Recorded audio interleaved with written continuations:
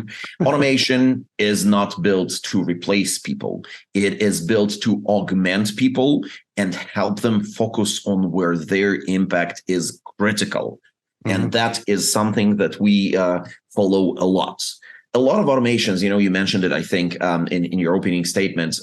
Sometimes when people think about automation, they say, oh, I don't trust it. It like does things by itself. I don't know what it does, which is absolutely 1000%, if so many percents existed, wrong, right? We do a lot of what we call human in the loop automation, where the actual security decision, which has a lot of maybe business impacts, maybe financial impacts, etc., is being made by a human. But guess what? Thousands of information collection, processing, sifting through steps take place before that. And when the human makes their decision on which way we're going, is it route A, route B, or route C? Again, tens, hundreds, thousands of steps are being executed. And the human is only involved where their ability to process recommendations, data, signals, combine it with some background and context they only have on the business, etc., where it brings the critical impact.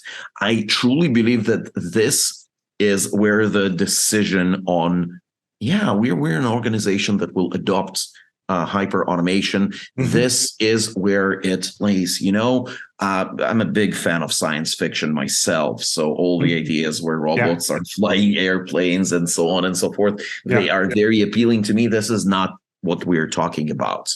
We are talking about, for example, decisions. For years, many organizations had operation centers where people would work in shifts, where people would come in and have a huge queue of tasks. And, at the end of their shift, they would say, okay, how many tasks did you take off the queue? How many of them you'd processed, et cetera, et cetera.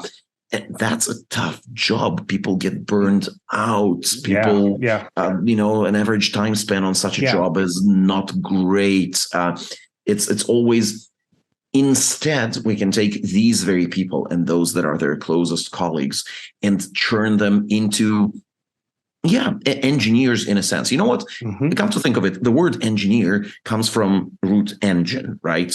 And engine does something for us. It takes us distance instead of us walking. It allows us to hold some cargo instead of us doing it manually. And ultimately, we're harvesting its use. It's not just running off in a direction. Exactly. And this is, by the way, where we are at our best, understanding how to harvest the use. And this is now, you need to be able to build these engines. Indeed, in the past, there was a significant barrier of entry there. You needed to have many, many more skills, and bringing this barrier closer to you by easier tools, better user experience, leveraging of AI in order to help you build faster. Doing this in a 100% controlled environment. Things that are built for enterprise, understand enterprise processes, enterprise permissions, enterprise role-based access control to assets, etc. That is what it's all about. And, it is amazing. I have seen organizations that manage to achieve security posture and efficiency of operations that is 10 times higher than what I've seen at other comparable sizes of organizations with 30% headcount invested in it. And that is the kind of impact that's, to round off the CTO story. How do I measure myself? Did I do a good chief technologies job, like a medium one or a mediocre one? The impact. What is the impact of the technological solution that my organization delivered on the customer is? When I'm hearing from a customer, oh my God, you reduced our mean time to resolve a problem by 700%, not 20, not 30, which would have been nice, but 700. I'm like, okay, that's an impact right there. When I'm saying, wow, we doubled the size of our IT estate and we managed to deal with it and keep it secure with the same size of a team or slightly larger team, but by no means double size team, that is an impact, right? Because you cannot grow your business by growing the headcounts to the same extent.